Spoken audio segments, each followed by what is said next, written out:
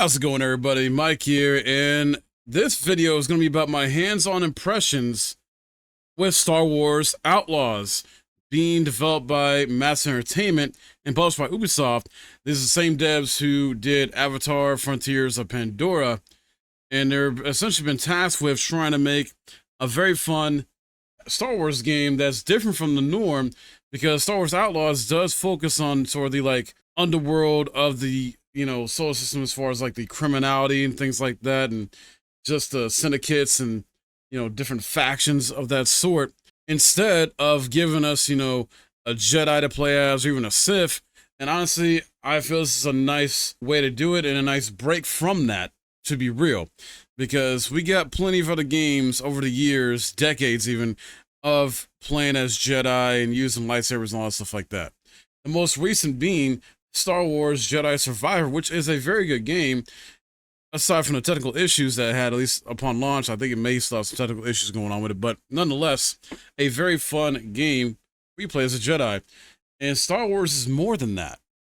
A big thanks to Ubisoft for even allowing me to play this game hands-on, a demo version. They didn't have to, and they invited me to play it, so hats off to them. I know this game has been getting a lot of criticism just based on its visuals and maybe not looking all that fun, maybe look boring to some people, but I gotta be honest, I was pleasantly surprised with the hands-on experience I had with this game. It felt overall very solid. It felt more fun than it looked, at least to me. Do I think this is gonna be like game of the year by any means, or like break any barriers, or do any like super innovative things based on my experience so far? No, not necessarily, but this is not going to be a bad game if they stay on track with what they're doing in terms of the gameplay mechanics, core mechanics, things like that. The character herself, Kay Vess, I know she's getting slack by some people out there because of how she looks, her hair, face, features, all that stuff like that. Now, I think what they were trying to go for, because this game does take place between Empire Strikes Back and Return of the Jedi, I believe, is sort of that, old school hairstyle or look in a sense, because you gotta think, the original trilogy, basically, how did those characters look when it came to their hairstyle, face, and clothing and all that, right? It has that sci-fi, but sort of like older school, like 70s, 80s type of vibe to it in a sense. It was a product of its time with the original trilogy. So I think they're trying to do their best to sort of like reference that in a way. And, you can feel how you want to feel about her design in here, but that's, I think, the approach they're trying to go with. And it does kind of get with those vibes in terms of the character designs. Overall, though, my experience was very smooth. I got to play about 3 to 4 hours worth of the slice of the game, and where the first 2 to 3 hours were essentially like an early section of the game. And then the last like 40 minutes to an hour was a mission that was way further in the game, like sort of mid to late game type mission. And both are very fun overall. There's stuff you can collect in the world, as far as like items you'll check out, like documents you'll read, things like that. You'll need to talk to different NPCs, of course, for the quests. And you have options. You get so many options where basically you can usually gotta stealth it most of the time, unless it just goes to hell. But when you absolutely have to stealth it, can't be caught, you definitely have to stealth it. But options in terms of how you want to deal with certain things with the criminal factions, basically. You can either side with one initially, and then the next quest will have you essentially giving you options, like since you got cool with one, you can either betray the one you just got cool with in some way, or continue to piss off the one you don't want to mess with, basically, on that regard. Like, because the example was, I had to get an item. Said item could either be attained through one of the two factions, either the one I'm already not cool with, basically, and friendly with, or I can essentially go through the one I'm friendly with, but I essentially have to sneak in behind their backs.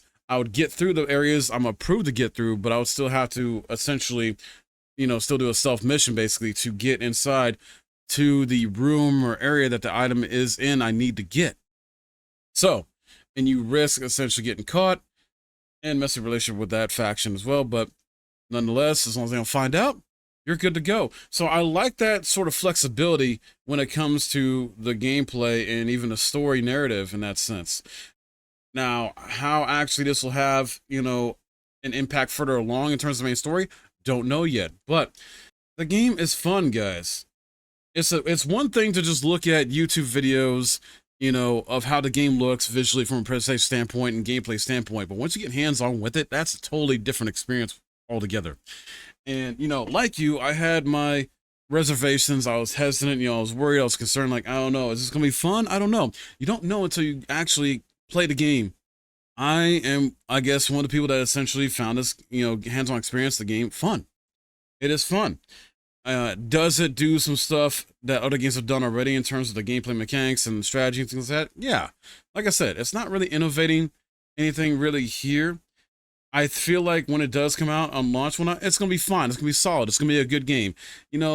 Probably get a lot of 7 out of 10s overall, basically. Maybe even some 8s from some outlets. But the gunplay is good here, though, guys. The enemies do not feel bullet spongy whatsoever. They at least take a few hits or so to take down. You have to be smart. KVS is not OP. I remember I read and heard something about one person's hands-on experience, like from a month or so ago, about how they felt that KVS was overpowered. Now, I'm not sure what kind of build that was, because this obviously had to be a different build, or maybe they just, I don't know. Maybe it was something either they misinterpreted, I don't know. But she's not overpowered. Even from the early, portion of the game I played to the later portion I played, she did not feel overpowered. She, so far, felt fairly balanced out. You got to be smart. You got to use cover when you need to. You got to know when to use your gun and gun modes when you need to, because there's a couple gun modes you get in the game, as far as like knowing when to come out of cover and strategize against the AI. The AI is not completely dumb either. They will take you out if you're not careful. Not only that, if you're trying to stealth, they're smart about that too. They will see you if you mess up. If they keep that up, cool. I'm hoping the launch version of this game keeps a lot of this stuff intact from like the positives I'm seeing so far. Overall presentation is good. The gameplay felt good. Like I said, smooth experience overall. Not really much to talk about in terms of gripes. And this is like a remote hands-on experience too, mind you, that I did with this game. There were some minor issues in terms of occasionally there was some lip syncing issues I noticed. It wasn't too major. It wasn't game breaking. Just every now and then, every once in a while, yeah, there was a bit of lip syncing issues where like the mouths didn't seem to like match up with the words being spoken. So hopefully that gets fixed, like a day one patch, something like that. When I played the later portion segment of the hands-on experience, there was a bit of like stuttering here and there. Not too much, once again, not game breaking, but it was here and there compared to the early portion I played, which ran flawlessly overall, no issues. Environments look good. There's a lot of attention to detail. They definitely are trying to respect the lore and, add some stuff to it that makes sense as well. I love the character designs overall in terms of like the different like alien creatures, not just KVS. Nyx is a lot of fun.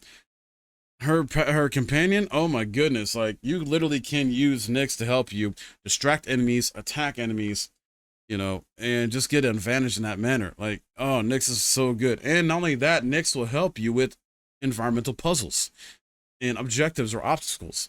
Like, that's a great mechanic. Is it like something that's innovative or, something crazy and cool or new doing? No, because we've seen stuff like this in previous games before in other type of games, but it works in this game. And this is just my initial impression so far, guys. Like, I was pleasantly surprised by how the game felt, how it plays. Using the speeder is good too. You can upgrade that as well. Check the menus. You can upgrade as well. KVS gets other outfits, stuff like that too. You can unlock and other customization options. So far, there seems to be a good, decent amount of customization options for her, the character, your speeder. And then I almost forgot space battles. The space battles when you're in your ship and, dealing with enemies out there, it does not feel janky in terms of like the controls and just the overall viewing of it and how you maneuver and stuff like that. It actually feels fine. It feels pretty good at the very least. Like, yeah, like I didn't have any issues with that whatsoever. And it just makes sense what they're doing with it in terms of how they're setting up the gameplay and game mechanics of both the space battles as well as when she's on the planet, sneaking around, running, gunning, or being stealthy, all that stuff, and trying to infiltrate places and things like that. So I'm honestly looking more forward to this game when it does drop. I know people are still going to have their reservations about this, regardless of what I say and what other people may say about this game. And honestly, that's fine. I get it.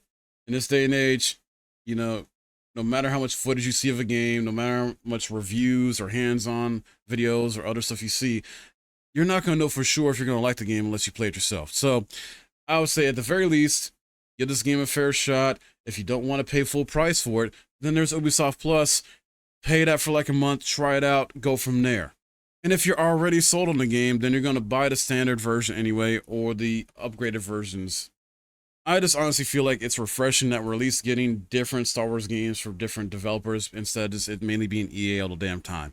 Because EA has just had a monopoly on Star Wars games for so many years, and I would rather see how other studios handle the property, and make good games from it, basically. And this has potential to be a really fun, overall good game. I'm very pleased with it so far. Like I said, hopefully the launch version stays up with this momentum that I feel it has to be a good, solid game overall. And maybe, just maybe, it will even surprise you guys in a good way for those of you that play it. We'll see what happens with this when it launches on August 30th, 2024 on PS5, Xbox Series X and S, and PC.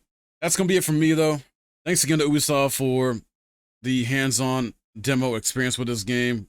Definitely was a lot of fun for me. I enjoyed it. If you found this video helpful, please hit that thumbs up, as it helps a lot. And let me know your thoughts and comments below about this. If you think this is a game that you're going to try at least in the future, or get it day one, or you're just going to pass and just hold off on it altogether, or wait for a sale. Let me know. Would love to hear from you guys. My name's Mike. Thanks for watching.